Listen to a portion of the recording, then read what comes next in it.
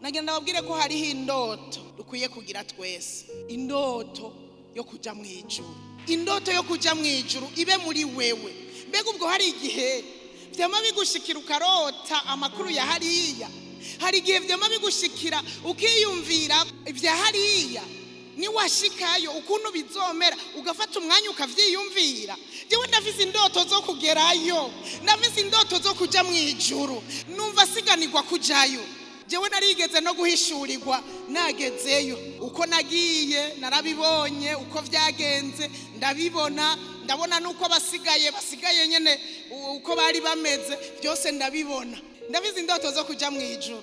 Iyo ndoto umuntu wese ari hano yarakwiye kuyigira, kandi ko iyo ndoto tutarayigerako nukuri duhagarare neza mu bwizigirwa, dutinye icyaha, dusenge, turindiriye gushika kuri iyo ndoto yo kuja mu ijuru.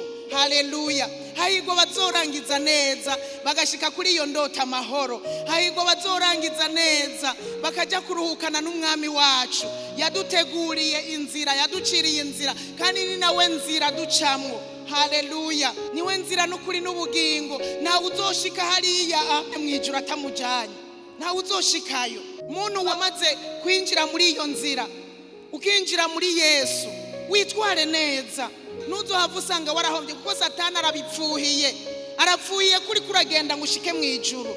Arabipfuhiye, agomba kukubuza, agomba ntuzojeyo. Nico gituma Satani abantu bahaguruka bagatangura urugendo ugasanga babivuyemwo.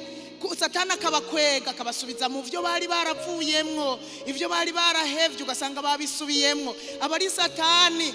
Kandi rero wewe arafise umwete, wewe arafise ishaka ryo kubuza benshi kugira ngo ntibazoshikeyo.